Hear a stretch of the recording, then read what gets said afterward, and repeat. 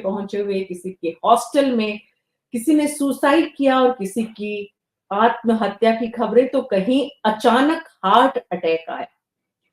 ये उम्र 20 साल, 15 साल, 25 साल और 35 साल के दायरे में जो सिमट रही है, कभी हार्ट अटैक आने से मौत, कभी दबाव की वजह से, कभी कार्यालय में, कभी स्कूल, दफ्तर, और जिस तरह का माहौल हम देख रहे हैं, ऐसा लग रहा है कि हमारी नई पीढ़ी एक ऐसे अजीब से दौर से गुजर रही है जहां तनाव, और तनाव भी ऐसा जिसका दरअसल जिंदगी में आसपास जो लोग हैं उनसे कोई सीधा वास्ता नहीं है।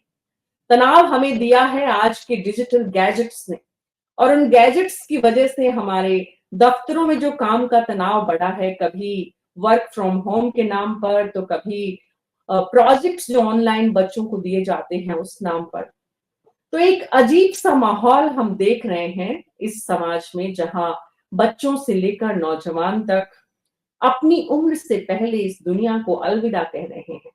ऐसे उदाहरण आज भी एक हेडलाइन, एक खबर हमने देखी, और उस खबर में जिस तरह की मार्मिक कहानी है, छोटी उम्र में इस दुनिया से चले जाना कोई बहुत बड़ी बात नहीं है। लोग जाते हैं, बहुत बड़ी संख्या है, लेकिन वो क्यों जा रहे हैं, वो कौन से तनाव से जा रहे हैं, कैसा स्ट्रेस है जो जान ले रहा है इस वक्त हमारे आसपास के लोगों की, हम समझने की कोशिश कर रहे हैं। हमारे साथ पल्लवी झा हमारी सहयोगी, और डॉक्टर सुनील शर्मा मनोचिकित्सक हैं, राजीव गुप्ता समाज शास्त्री हैं, और साथ ही और मेहमान हमारे साथ जुड़ेंगे। आप सभी का बहुत बहुत स्वागत है।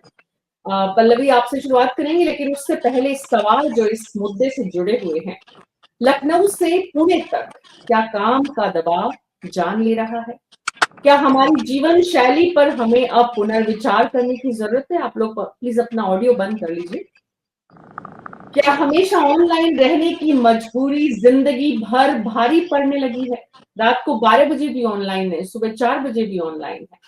पढ़ाई में बेहतर स्कोर का दबाव कितना खतरनाक बनता जा रहा है। युवा पीढ़ी 8वीं, 9वीं, 10वीं से लेकर ग्रेजुएशन और पोस्ट ग्रेजुएशन, 5G दौर की पढ़ाई में कैसे दफन होती जा रही है बच्चों की खुशियां। कहाँ हैं बच्चे जो खेला करते थे पार्क्स में और अपने सिबलिंग्स के साथ, अपने जो कजिन्स हैं उनके साथ, सुबह स्कूल, शाम में कोचिंग और ट्यूशन, और रात में होमवर्क। बच्चों की जिंदगी बस इसी में सिमट कर रह गई है।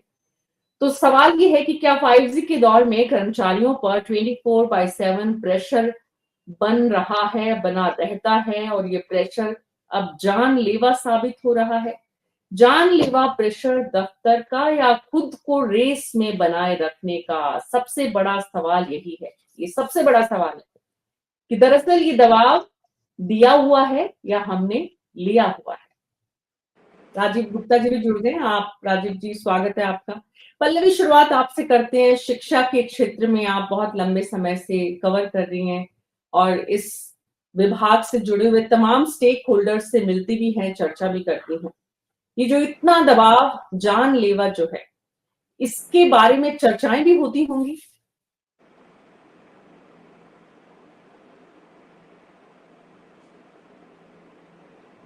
अपना ऑडियो ऑन करिए पल्लवी प्लीज।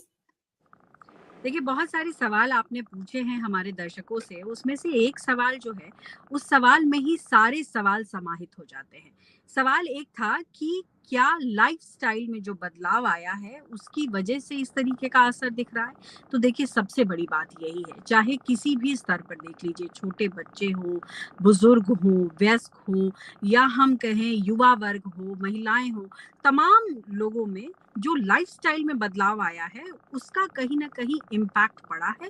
और यही वजह है कि अगर आप खास करके एजुकेशन सिस्टम में देखें तो एजुकेशन सिस्टम में इसका ज़्यादा प्रभाव दिखता है। क्यों? क्योंकि वो एज ऐसा है जिसमें बड़ी आसानी से इस तरीके की समस्या घेर लेती है। जी जी पल्लवी, जी पल्लवी जी। मीना, मैं आपको ये बताऊं कि डॉक्टर्स क्या कहते हैं। डॉक्टर कहते हैं कि दुनिया भर में जितनी भी बीमारी है उसमें से डिप्रेशन सबसे बड़ी बीमारी है, लेकिन इसको लोग बीमारी के तौर पर एक्सेप्ट नहीं करते। आज भी ऐसे कई देश हैं, जिसमें हमारा देश भी शामिल है, जो ये मानने को तैयार नहीं है कि डिप्रेशन, एंजाइटी जैसी समस्या एक बीमारी का रूप ले चुकी है, और यही वजह है कि इस तरीके के सुसाइड के केसेस हमें देखने को मिलते हैं। अब लाइफस्टाइल की जब मैं बात कर रही थी कि लाइफस्टाइल में क्या बदलाव आया, लाइफस्टाइल में ये बदलाव आया कि आप देर से सोते हैं, देर से उठते हैं, मोबाइल का ज़्यादा प्रयोग करते हैं, सोशल मीडिया का इस्तेमाल ज़्यादा करते हैं।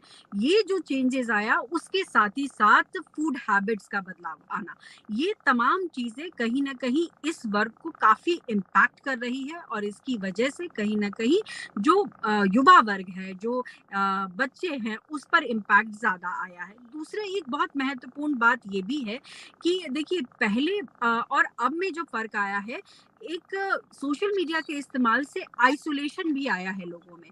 अब क्या है कि आप दफ्तर में ही मीना देखती होंगी कि सारे लोग बैठे हैं, लेकिन सभी मोबाइल में लगे होते हैं। जी नोबडी जी टॉक्स, मतलब जी। कोई बातचीत नहीं होती है। आप हम्म, साथ बैठे हैं, but you don't feel like talking to somebody. यू जी। स्टार्ट, जैसे आप शिक्षा एकदम पल्लवी खुद बात पल्लवी करते हैं। शिक्षा जगत से जुड़े हुए डॉक्टर संजीव राय भी हमारे साथ जुड़ गए हैं। डॉक्टर सुनील शर्मा, राजीव गुप्ता जी, मैं आपके पास आती हूँ, लेकिन क्योंकि हम बच्चों की दुनिया से इस बात को शुरू कर रहे हैं, इसलिए मैं डॉक्टर संजीव राय के पास पहले जाना चाहती हूँ। डॉक्टर साहब, जिस तरह की बचपन को, जिस तरह के दौर से गुजरते हुए हम देख रहे हैं, पेरेंट्स जो है सबसे ज्यादा, टीचर्स और पेरेंट्स स्टेक होल्डर है इस मामले में, क्योंकि बच्चे तो बड़ा होता हुआ पौधा है, आप उसे किस तरह से सींच रहे हैं, और उसको सींचने का काम एक तरफ टीचर्स करते हैं स्कूल के अंदर, और घर के अंदर पेरेंट्स करते हैं। क्या वो दोनों इस बात को लेकर सोच रहे हैं कि हमारे बच्चे, और चर्चा कर रहे हैं कि हमारे बच्चे किस दौर से गुजर रहे हैं और ये कितना तनावपूर्ण है और इसका समाधान क्या है? इस तरह की बातें होनी शुरू हुई है, क्योंकि अब ये समय दरअसल इन बातों पर विचार करके समाधान निकालने का आ रहा है।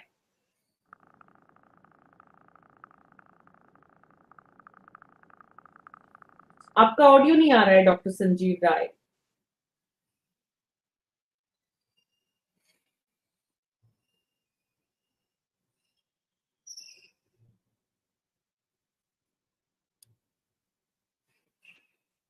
डॉक्टर संजीव राय को दोबारा कनेक्ट करें, तब तक मैं डॉक्टर सुनील शर्मा के पास जा रही हूँ। डॉक्टर साहब, आपके पास बहुत सारे पेशेंट आते हैं, और ये दबाव वाले जो पेशेंट हैं खास करके, ये किस किस तरह की स्टोरीज, किस किस तरह की केस स्टडीज आपके पास आती हैं, किस तरह की प्रॉब्लम्स लेके आते हैं पेरेंट्स, बच्चे, दोनों मिलकर साथ बैठकर जब आप दोनों की काउंसलिंग करते हैं, तो इस तरह के सब्जेक्ट्स आपके सामने जो आते हैं, वो कितनी परेशानी वाले हैं, कितने विचलित करने वाले हैं, और सबसे पहली बात तो इम्पोर्टेंट ये कि किस तरह की परेशानियां आ रही हैं? मैम, सबसे महत्वपूर्ण जो बात है, जो कॉमन आपने प्रॉब्लम्स की बात की है, तो वहाँ पे जो पेरेंट्स हैं, वो जो छोटे बच्चे हैं या अभी एडोलेसेंट एज में हैं, उनका जो सोशल मीडिया और मोबाइल का जो एडिक्शन है या उस पे जो टाइम गुजार रहे हैं, उसको लेके बहुत ज़्यादा कंसर्न है। और बच्चे इसका जो वो एक बहाना देते हैं कि सब हमारे आजकल जितने भी एकेडमिक करिकुलम हैं, वो सारे ऑनलाइन हो गए हैं या सोशल मीडिया बेस्ड या किसी प्लेटफॉर्म बेस्ड हो गए हैं, तो उनका जो स्क्रीन टाइम है, वो उससे उसको रिलेट करते हैं कि सब हम तो ये काम कर रहे हैं। लेकिन चूंकि एक ही गैजेट के अंदर सोशल मीडिया भी है, आप वेबसाइट एक्सप्लोर भी कर पा रहे हैं और सभी चीजें कर पा रहे हैं, तो उसका जो डिस्ट्रैक्शन है, उसकी संभावना बहुत ज्यादा होती है। और ये जो एक प्लेजर और जो क्यूरियोसिटी है, उसकी वजह से स्क्रीन टाइम जो स्टडी या एकेडमिक पर्पस की बजाय जो एडिक्शन की तरफ और सोशल मीडिया की तरफ ज्यादा होने लगता है। तो एक कंसर्न ये है, जिसमें इनिशियली जब भी बच्चा मोबाइल या स्क्रीन को यूज करने लगता है, उस वक्त वो बच्चा अनसुपरवाइज्ड रहता है। तो कहने का मतलब ये कि जब हम इनिशियली सुपरवाइज नहीं करते हैं और वो बच्चा जो है उसको डिस्ट्रैक्ट हो जाता है और वहां पे जाके वो एडिक्ट हो जाता है, तो बहुत लेट आके पेरेंट्स को पता चलता है कि ये डिस्ट्रैक्शन है। नंबर 1। नंबर 2, अगर हम ये बात करें कुछ एडोलेसेंट्स के अंदर जिनमें करियर ओरिएंटेशन की बात आती है, अभी हम बहुत देखते हैं कि 11th 12th के बाद में या 10th के बाद में कंपटीशन एग्जाम्स का जो है, वहां पे स्ट्रीम सिलेक्शन में पेरेंट्स का जो रोल है, मुझे लगता है कि बहुत बार वो रोल प्रॉपर पेरेंट्स की तरफ से नहीं हो पाता है कि बच्चे को प्रॉपर उसके इंटरेस्ट के हिसाब से सब्जेक्ट चूज करने की आजादी मुझे नहीं लग रहा अभी भी पेरेंट्स दे पा रहे हैं। हालांकि बहुत से पेरेंट्स कहते ही हैं कि हमने तो इनको छूट दे रखी है, लेकिन कहीं न कहीं एक बैक ऑफ द माइंड उनका और किसी और तरीके से ट्रिक करके वो उन बच्चे पे प्रेशर बनाते हैं कि वो इंजीनियरिंग स्ट्रीम को ही चूज करें या मेडिकल को ही चूज करें या किसी और को। ये तो तो ये एक ट्रेडिशनल डॉक्टर सुनील शर्मा, ये तो ट्रेडिशनल टिपिकल एक प्रेशर है जिसका बच्चा सामना कर रहा है सालों से, दशकों से। लेकिन आज की जी। तारीख में नए प्रेशर जो सोशल मीडिया से और जो फोन की लत से जो इसका एक तरह का एडिक्शन हो गया है, इससे जो अलग तरह का तनाव डेवलप हो रहा है। डॉक्टर दीपक रहेजा, मैं आपके पास आ रही हूँ, वो जो तनाव है उसको लेकर पेरेंट्स कितने चिंतित हैं डॉक्टर दीपक, और क्या पेरेंट्स उसके समाधान के लिए खुद भी कुछ मेहनत करना चाहते हैं या सब कुछ टीचर्स और डॉक्टर्स के भरोसे छोड़ना चाहते हैं? देखिए, मुझे लगता है कि पेरेंट्स उसका समाधान खोजने की बजाय या समाधान ढूँढने का प्रयास करने की बजाय शायद उस समस्या का हिस्सा ना चाहते हुए भी, अनचाहते हुए भी उस समस्या का हिस्सा बनते जा रहे हैं। जैसा डॉक्टर सुनील शर्मा भी कह रहे थे कि ये जो सोशल मीडिया की प्रज्वलन आग है, और मैं इसको इतनी स्ट्रांगली इसलिए कह रहा हूँ क्योंकि ये सिर्फ एक एजुकेटिव माध्यम होने के बजाय ये कंपैरिजन का माध्यम बन गया है। भला उसकी कमीज मेरी कमीज से सफेद कैसे, लेकिन आप जो स्क्रीन पे देख रहे हैं मेरा जीवन उससे बहुत अनभिज्ञ है। हर एक के जीवन में इम्परफेक्शंस भी होती हैं, लेकिन कहीं हमारा बच्चा जिसका दिमाग, जिसकी सोच अभी पूरी तरह परिपक्व नहीं है, वो जब अपने दोस्तों को देखता है, समाज में लोगों को देखता है, उसको ऐसा महसूस होने लगता है कि दूसरे की लाइफ परफेक्ट है, मेरा पिता ऐसा क्यों नहीं है, मेरी माता ऐसा क्यों नहीं है, मैं ऐसे स्कूल में क्यों नहीं जा रहा, मैं ऐसी गाड़ी क्यों नहीं चला रहा, मेरे पास बिजनेस शुरू करने के लिए मेरे पिता मेरे लिए इतना पैसा क्यों नहीं लगा सकते। और इसमें जो मानसिक त्रास होती है, और ये जो इसका एक बहुत बड़ा कारण ये है कि बच्चा जब बड़ा हो रहा होता है, जब वो एक बहुत इम्प्रेशनेबल स्टेज में होता है, ना चाहते हुए भी ये कंपैरिजन हम अपने जीवन में भी ले आए हैं। अगर हम स्वयं ही अपने मोबाइल यूज को, स्क्रीन टाइम को रेगुलेट नहीं कर पा रहे, अगर हमारा अपना जीवन भी उस कंपैरिजन से बिल्कुल लिप्त है, तो हम बच्चे को फिर क्या ज्ञान देंगे और क्या उससे बात करेंगे और कैसे उसे कहेंगे कि रेगुलेट कर दो। बिल्कुल, सारी कहानी जो है उसमें हम देखते हैं कि एक तरफ बच्चे हैं और यही बच्चे जब बड़े हो रहे हैं तो जॉब पर जा रहे हैं, कॉर्पोरेट में नौकरी कर रहे हैं।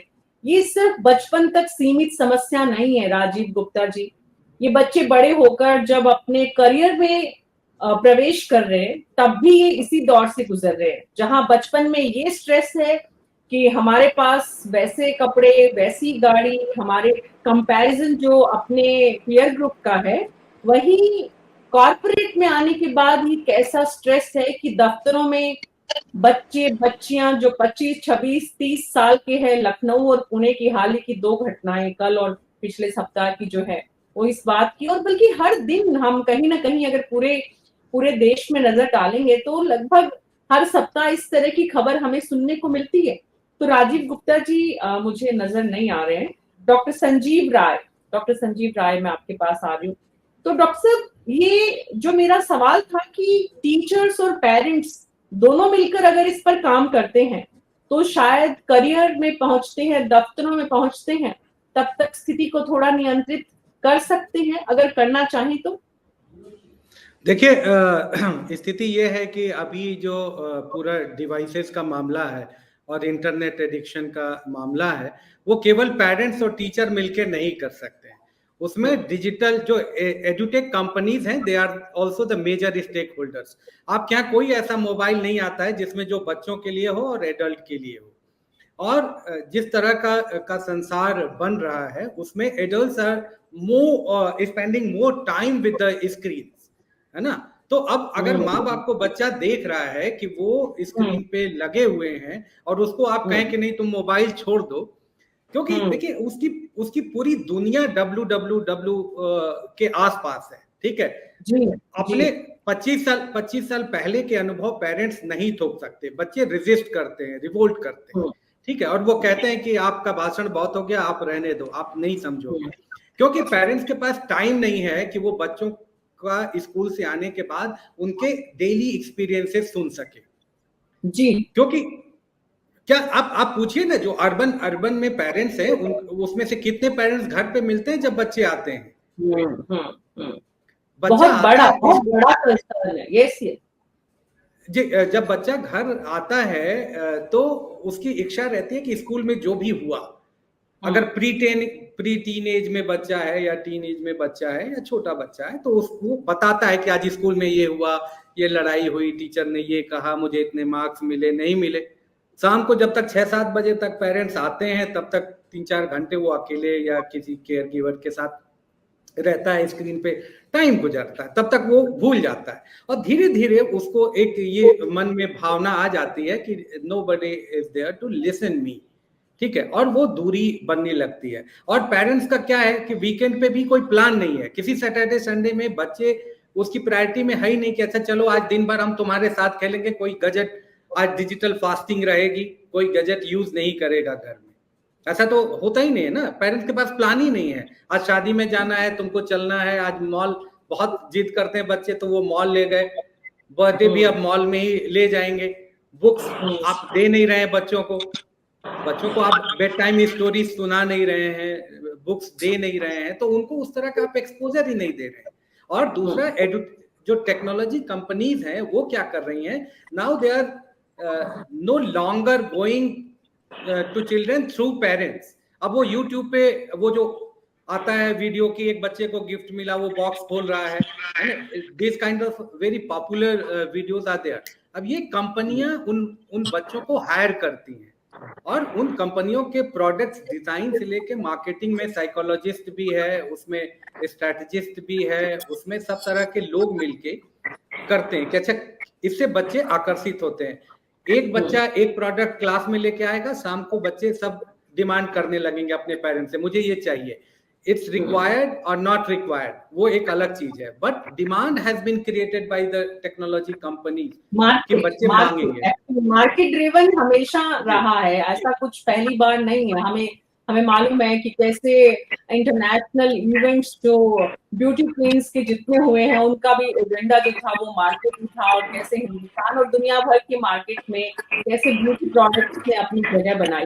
लेकिन आज मार्केट बदल रहा है, आज डिजिटल मार्केट जो है उसमें, लेकिन इस बदलते मार्केट की 5G की स्पीड में जिस तरह की जितनी रफ्तार से हमारी युवा जिंदगियां अपना सब कुछ खत्म कर रही है, ना सिर्फ फैमिली लाइफ, ना सिर्फ फ्रेंड सर्कल, ना सिर्फ एक सोशल जो पूरा टिपिकल ट्रेडिशनल कल्चर है वो खत्म हो रहा है, मतलब बचा ही नहीं है कुछ, ऐसा लगता है। और इसलिए इस तरह की घटनाएं सामने आती हैं कि अकेले आप पूरी दुनिया में सोशल मीडिया की रील्स में तो बड़े हैप्पी नजर आते हैं, लेकिन आप अपने कमरे में एकदम अकेले हैं। डॉक्टर सुनील शर्मा, ऐसे केसेस भी आते हैं आपके पास कि जितनी ये जो खबरें आ रही है कि स्ट्रेस की वजह से दफ्तर में ही जो है कोलैप्स कर गए यूथ जो है, इससे पहले, इस घटना से पहले कुछ समय ऐसा भी निकलता होगा स्ट्रेस का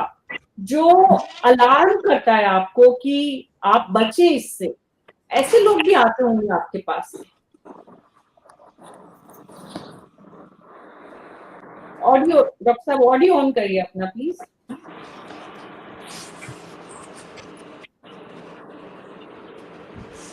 आपका ऑडियो अभी भी on. Am I audible now? Yes जी। तो जो लाइफस्टाइल है, जो कॉम्पिटिटिव माहौल है, चाहे उसको ऑफिस में मिल रहा है या कॉलेज में मिल रहा है, वो उसमें अपने आप को एडजस्ट करने की कोशिश करता है, उस रफ्तार को पकड़ने की कोशिश करता है। चाहे वो जो कंपटीशन है वो उसके लिए है या नहीं है वो ये नहीं जान पाता है। तो एक तरफ तो वो कई बार ऐसा होता है कि घर से बाहर है और कई बार घर में भी है, तो जैसा अभी डॉक्टर साहब ने बताया कि कोई उसके साथ में कम्युनिकेट करने के लिए, उसकी भावनाओं को समझने के लिए कोई है नहीं, तो उसके पास प्रॉपर वेंट या शेयर नहीं है। उसके पास वो ले दे के एक सोशल मीडिया पे ही वो चीजों को देखता है और जो एक्चुअल मन में उसके चल रहा है वो कभी भी वहां पे शेयर नहीं कर पाता है, क्योंकि वो जो वर्ल्ड है that is a virtual world. किसी एक जने से आपकी 2-3 दिन बात हो सकती है, चौथे दिन वो व्यक्ति जैसे एग्जिस्ट ही नहीं करता। तो आप अपनी भावनाओं को, अपनी छोटी मोटी समस्याओं को, जहां पे हमारे पास पहले जॉइंट फैमिलीज होती थी, एक फ्रेंड्स का सर्कल होता था जिनसे हम अपनी बात को शेयर करते थे, प्रॉब्लम्स को शेयर करते थे, वहां से हमें सोल्यूशन और हेल्प मिलता था, वो सब चीजें अब नहीं है। जब वो चीजें नहीं है, दूसरा काम के वर्क प्रेशर की वजह से जो आपका डेली रूटीन है उसमें ना प्रॉपर नींद है, उसमें ना प्रॉपर एक्सरसाइज या कसरत का कोई समय मिल रहा है, ना उसको प्रॉपर फूड मिल रहा है, ना टाइमिंग मिल रहा है, और 24 आवर्स वो एक ही मोड में है। तो हम जानते हैं कि हम ऑफिस, बहुत बार आपने सुना होगा कि ऑफिशियल या personal life and occupational life के बीच में आपको बैलेंस करना होता है। तो जब हम 24 घंटे दोनों ही लाइफ को मिक्स करके बैठे हैं, कभी वर्क फ्रॉम होम रात को भी हो रहा है, रात को भी मेल का रिप्लाई हो रहा है, रात को भी पीपीटी बन रही है, सुबह कुछ और हो रहा है, तो that is 24/7 and no vent. तो आपके दिमाग को कहीं कोई सुकून नहीं मिल रहा है, कहीं कोई आराम नहीं मिल रहा है। तो आपका लाइफस्टाइल जो है, दूसरा सोशल सपोर्ट खत्म हो रहा है, ना आप किसी से ऐसा व्यक्ति कोई मिल रहा है जो मुझे जज ना करे, जो मेरे लिए एम्पैथेटिक हो, जिससे मैं अपनी बात कहूं तो वो समझे और मुझे बिना जज करे हेल्प करने की कोशिश करे। तो ये सब चीजें अगर उसे नहीं मिलेगी तो डेफिनेटली वो स्ट्रेस जो है वो फिजिकल डिजीजेज में कन्वर्ट होता है, और इस तरह के हादसे या जो बीमारियां हैं, कई ऐसे भी हैं जो हादसे नहीं होके लंबी क्रॉनिक डिजीजेस का शिकार हो जाते हैं, डायबिटीज, हाइपरटेंशन। यही मेरा समझने का मकसद था डॉक्टर सुनील शर्मा की, जो लखनऊ में जो बच्ची है वो अपने कार्यालय में लंच ब्रेक के दौरान, ऑफिस में जो कोलैप्स हुई, लंच ब्रेक के दौरान वो कोलैप्स हो गई और उसी समय उसकी डेथ हो गई। तो ऐसी स्टेज पर कोई भी पहुंचता है उससे पहले निश्चित रूप से, क्योंकि हमारी बॉडी अपने आप में बहुत सारे अलार्म सिस्टम के साथ काम करती है, बॉडी हमें अलार्म करती है। मेरा यही सवाल था आपसे, जिसका जवाब मैं अब डॉक्टर दीपक रहेजा आपसे लूंगी।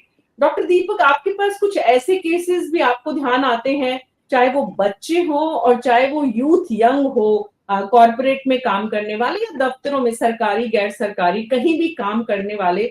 सरकारी की हम चर्चा इसलिए नहीं कर रहे क्योंकि तुलनात्मक रूप से वहां प्रेशर कम होता है, वहां आप 5-6 बजे बाद अपना मोबाइल बंद भी कर सकते हैं, वहां आपको कोई उसके लिए नोटिस नहीं देता है। लेकिन प्राइवेट और कॉर्पोरेट में तो ये कल्चर हो गया है कि रात को 12 बजे भी आपका मोबाइल और मेल सिस्टम जो है। बहरहाल, मेरा सवाल ये था कि ऐसी स्टेज पर आने से पहले आपकी बॉडी आपको अलार्म करती है, और उस तरह के केसेस जो आपके पास जब आते हैं तो किस किस तरह के सिम्टम्स होते हैं, क्या उनके ग्रीवेंसेस होते हैं, दफ्तरों में ये कैसा प्रेशर है, और सबसे बड़ी बात जिसको हम सबको, हमारे दर्शक जो इस कार्यक्रम को देख रहे हैं, उनको भी समझने की जरूरत होती है कि दरअसल क्योंकि बच्चों पर पेरेंट्स का प्रेशर आज की तारीख में कितना बड़ा पैकेज है, कौन सी कंपनी है, कितनी फैसिलिटीज है, मतलब एक लंबी लिस्ट है जिसकी चर्चा किटी पार्टीज में मदर्स करती हैं, और बहुत सारे फादर जो हैं वो स्पोर्ट्स या जो भी उनकी बैठक है उसमें अपने बच्चों के इस तरह के किस्से सुनाते हैं, तो दूसरे अपने आप कॉम्प्लेक्स में आते हैं। डॉक्टर दीपक रहेजा, इस तरह की केस स्टडीज आपके पास जब आती हैं तो किस किस तरह के कंप्लायंसेस होते हैं, जरा वो समझाइए ताकि जो लोग इस दौर से गुजर रहे हैं वो इस बात को और बेहतर समझ सके। डॉक्टर मीना शर्मा जी, आपने बहुत सुंदरता से अपने सवाल में ही बहुत बखूबी जवाब भी दे दिया, लेकिन I will share my bit to it कि समाज का जो बदलता हुआ ढांचा है उसमें महत्वाकांक्षाएं बढ़ रही हैं, ना सिर्फ एम्प्लॉयज की बल्कि एम्प्लॉयर की भी। ये जो आपने डिस्टिंक्शन ड्रॉ की सरकारी और प्राइवेट का जो बदलाव है, उसमें भी मुझे लगता है बहुत हद तक ट्रांजिशन आ गया है। अब सरकारी में भी उतनी कंफर्ट नहीं है, क्योंकि पूरी जो समाज की दिशा है वो एक हाईली ना सिर्फ कॉम्पिटिटिव है, बट बहुत ज्यादा डिजायर इवोकिंग है, जिसे हम कह सकते हैं महत्वाकांक्षाओं से भरी हुई, कि मैं कम समय में ज्यादा पालूं। अब उसके चलते, जैसा डॉक्टर शर्मा बोल रहे थे कि आप वर्क को तो वर्क फ्रॉम होम ले आए, होम पे आपने वर्क किया, तो बाउंड्रीज ब्लर हो गई, ना होम होम रहा, ना वर्क वर्क रहा। और जो ये वर्क लाइफ बैलेंस की हम बात करते हैं, अगर कोई व्यक्ति ये कहता है, और माफ कीजिएगा मैं डिसरिस्पेक्टफुल नहीं हो रहा लोगों के प्रेशर के प्रति, लेकिन अगर आप कहते हैं कि आप व्यस्त हैं, तो मुझे लगता है आप व्यस्त नहीं, आप अस्त व्यस्त हैं। लेकिन इस अस्त व्यस्तता में कंट्रीब्यूशन आपका भी है, और आपके शायद एम्प्लॉयर का भी है, आपके वर्क का स्ट्रेस भी है, और वो वर्क का स्ट्रेस शायद कहीं जो हमने अपने ऊपर पहाड़ के समान लाद लिया, उसकी जिम्मेदारी हमें शायद स्वयं भी लेनी होगी। और ये जो है ना, इस तरह का हादसा, विद ड्यू रिस्पेक्ट, ये स्कूल में भी हो सकता है, ये काम करते हुए भी हो सकता है। अब किसी को अगर काम करते हुए हार्ट अटैक आ गया, तो उसका मतलब ये नहीं कि वो वर्क बहुत ज्यादा था या वर्क बिल्कुल उसमें संवेदना नहीं है। और काम कराने वाले, अभी पीछे जो हादसे हुए, अर्नस्ट एंड यंग की भी बात हुई, दूसरी कंपनी की भी बात हुई, और सारे सवाल उन पे उठ गए कि उन्होंने इतना काम। अरे भाई, वो काम जो है, हमारी महत्वाकांक्षाएं, आप आज भी अगर इटली में चले जाइए, 1 बजे दुकान बंद और उनका सियास्टा टाइम शुरू, और 4 खुला, 2 घंटे काम किया, 6 बजे शटर डाउन, और वो कॉफी लेके या बियर लेके बैठ जाते हैं। पर वो जो एक डेवलपिंग नेशन में, जहाँ पे हम कम समय में और कम एफर्ट नहीं, ज्यादा एफर्ट करके जब बहुत ज्यादा पा लेना चाहते हैं, तो हमें एफर्ट कहीं ज्यादा करनी पड़ रही है। और इसका जो आपका स्पेसिफिक सवाल था कि इसकी कॉन्सिक्वेंसेस क्या हैं, क्या टेल टेल साइंस हैं जो हमें देखने चाहिए। आपको जो है शरीर आपका बताने लगता है, आपको कांस्टेंट ब्लोटिंग हो रही है, एसिड रिफ्लक्स हो रहा है, मिग्रेन, सर दर्द की तकलीफ हो रही है, शरीर में दर्द का, थकावट का भाव होता है, चीजों में रुचि कम होती जा रही है, ऐसे लगता है पाँव से, हाथ से आग निकल रही है। और फिर कुछ मानसिक संकेत भी हैं, साइकोलॉजिकल साइंस भी हैं, कि आप झल्लाए रहते हैं, आप इरिटेबल रहते हैं, आपकी चीजों में रुचि खत्म हो रही है। इन चीजों को लाइटली मत लीजिए। और बहुत जरूरी है कि जब मैं आज अगर चला जाऊं, तो शायद आज से 6 महीने बाद मेरा एम्प्लॉयर, शायद मेरे साथी भी मुझे याद नहीं करेंगे। तो मुझे अपनी जो जो अर्थी है, उसका खंधा मैं स्वयं नहीं ढो सकता, लेकिन अपने आप को मजबूत हूँ कि जब तक मैं संसार में हूँ अपने, क्योंकि मेरे पास सिर्फ यही शरीर है, तो इसको अगर मैं इसकी मेंटेनेंस ढंग से नहीं करूंगा, अगर मैं व्यायाम के लिए, एक्सरसाइज के लिए, योग के लिए, अपनी स्ट्रेस बस्टिंग के लिए, और छोटी छोटी चीजों में खुशी, कोई बोर्ड गेम ले लीजिए, कोई लूडो ले लीजिए, घर में कोई पेट ले आइए, एक मकाऊ ले आइए, एक छोटा कोई जानवर से प्यार कर लीजिए, घर में बच्चे से प्यार कर लीजिए।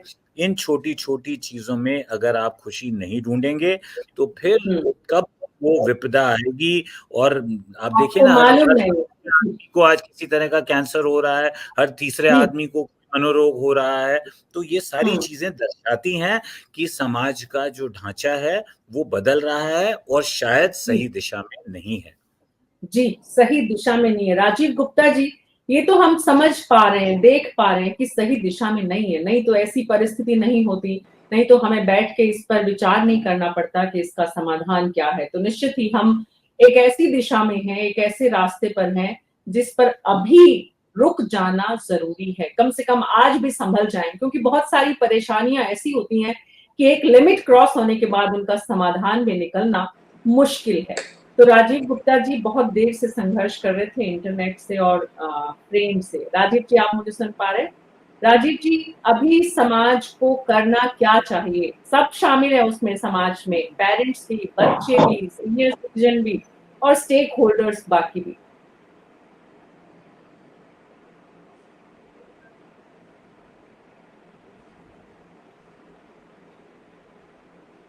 राजीव आवाज नहीं आ गुप्ता रही जी आपकी। आपसे, हाँ राजीव गुप्ता जी आपसे सवाल है मेरा। राजीव गुप्ता जी के पास ऑडियो नहीं जा पा रहा है। पल्लवी मैं आपके पास वापस आती हूँ। पल्लवी, नई शिक्षा नीति आई, आप क्योंकि दिल्ली में करीब से देख पा रही हैं कि शिक्षा नीति को लेकर इतना हंगामा हुआ, शोर शराबा हुआ। इस नई शिक्षा नीति में भी ये 5G डाटा और 5G के साथ साथ जिस तरह की एजुकेशन सिस्टम जो डेवलप हुआ है, हर दिन बच्चों को आप एक नया प्रोजेक्ट हाथ में दे देते हैं। हर दिन बच्चों के पास अपने स्कूल टाइम के बाद ऐसे बहुत सारे काम करने को होते हैं जो उन्हें प्रतिस्पर्धा की दुनिया में, एक तरफ तो ये है कि उनका बहुमूल्यांकन होता है, एक तरफ तो ये है कि आप बच्चों को जो है सेल्फ कॉन्फिडेंट बना रहे हैं, बच्चों को आप बहुत कुछ ऐसी चीजें, ऐसी बातें सिखा रहे हैं जो उनके स्कूल के रूटीन से थोड़ी अलग है, ज्यादा है, जो कि सर्वांगीण विकास के लिए जरूरी भी है। लेकिन उसके बाद ये जरूरी होना और ये एक सीमा को पार कर जाना, दोनों का जो फर्क है, उसको लेकर न्यू एजुकेशन पॉलिसी से जुड़ा हुआ अभी जितना भी शिक्षा विभाग का महकमा है, क्या इसको लेकर कहीं सोच विचार चिंतन मनन कुछ होता है कभी?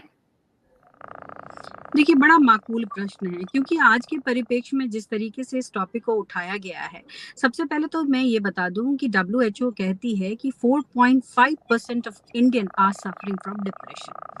अब 4.5% भारतीय डिप्रेशन से गुजर रहे हैं, उसमें यंग कितने हैं, ये भी बहुत इंपॉर्टेंट है और मुझे लगता है डॉक्टर रहेजा इसको बहुत अच्छी तरीके से बता पाएंगे।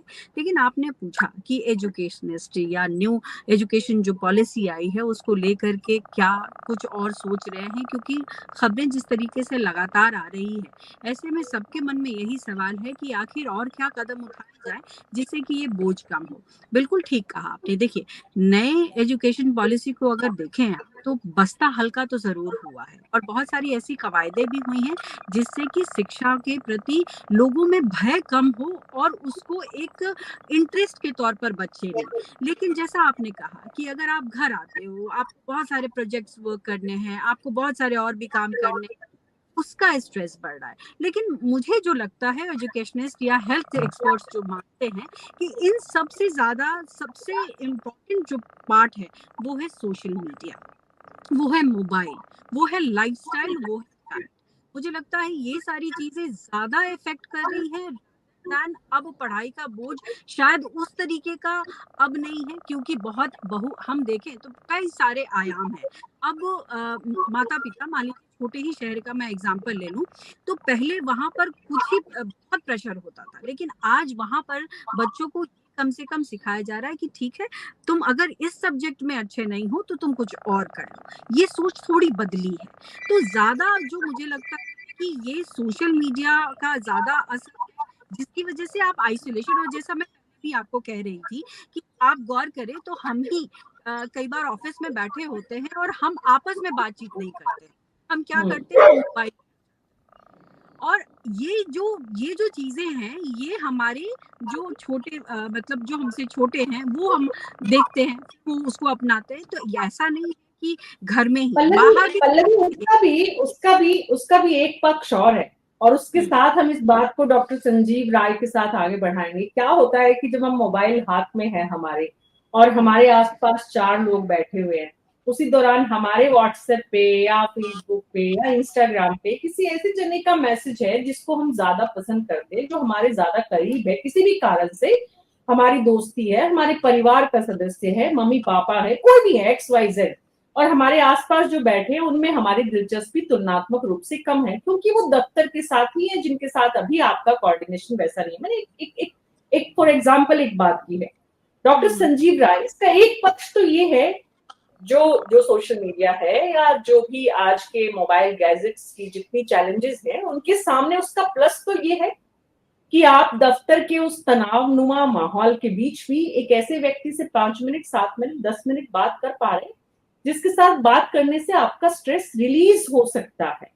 डॉक्टर संजीव राय जी बिल्कुल, बहुत सही बात आपने कही। देखिए, ऐसा है कि ऐसी दुनिया की अब हम कल्पना नहीं कर सकते जिसमें मोबाइल और इंटरनेट नहीं होगा। अब ये बच्चे वो चित्रहार वाले एज में वापस नहीं जा सकते जिसमें वेडनेसडे और थर्सडे को 8 बजे चित्रहार आएगा और रिमोट बाबूजी के हाथ में होगा। सो अब उनको इसी दुनिया में रहना है और हर पीढ़ी अपने आप को अच्छा बताती है और अगली पीढ़ी को बताती है कि ये डिरेल हो रहे हैं उन वैल्यूज से। अब सोशलाइजेशन के ये नए तरीके भी हैं जिनके कारण उनकी दुनिया बन रही है। ऐसा नहीं है कि वो एक्सप्लोर नहीं करते, इसमें दुनिया की बहुत अच्छी चीजें भी वो एक्सप्लोर कर रहे हैं। तो एक तो ये चीज है। दूसरी चीज ये है कि पेरेंट्स जैसे अभी कई सारे स्कूलों ने ये किया है लंदन में कि जो सुबह जब भी बच्चा आता है उसका मोबाइल फोन वो जमा करा लेते हैं और उसके बाद जब स्कूल की छुट्टी होने से 5 मिनट पहले सबको फोन वापस दे दिया जाता है, क्योंकि बच्चे रूरल यूके में ट्रेन से जाते हैं या बाहर जैसे भी जा रहे हैं पेरेंट्स। तो देखिए इस तरह का प्रावधान करना होगा। ऑफिस में हर एक कलीग आपका दोस्त नहीं हो सकता, ठीक है। और जैसा कि डॉक्टर साहब ने बोला कि कॉम्पिटिटिव एज है, तो ऑफिसेस आर नॉट लाइक वो भी कोई एक्सेप्शन नहीं है।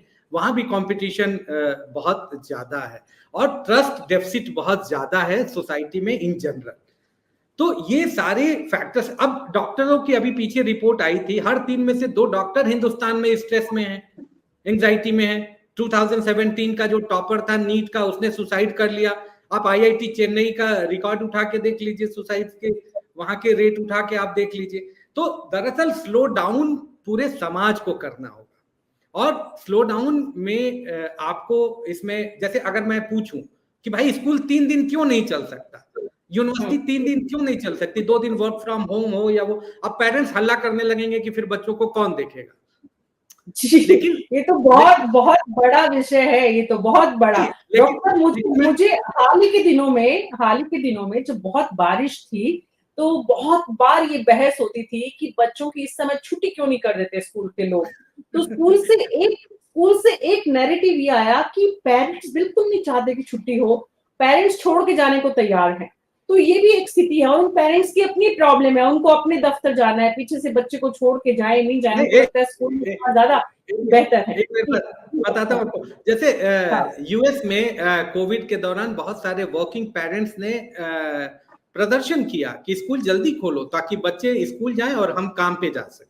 ठीक है, अभी बच्चों की नींद पूरी नहीं होती है। अगर हम अपने देश की बात करें, 7 बजे बच्चे को उठा के वैन आएगी, बस आएगी, उसमें भेजना है। अब बहुत सारे पेरेंट्स चाहते हैं कि स्कूल 10 बजे का हो जाए, लेकिन जिनको मान लीजिए नोएडा से गुड़गांव जाना है तो 10 बजे तो वो बच्चे को नहीं भेज पाएंगे। तो बेसिक ज्यादातर चैलेंजेस जो हैं वो पेरेंट्स और वर्किंग रिलेशनशिप के साथ है। अब मैंने खुद 2018 में मैं अफगानिस्तान में था और मुझे ये डिसीजन लेना था कि बच्चे के साथ रहना है या नौकरी करते रहना है।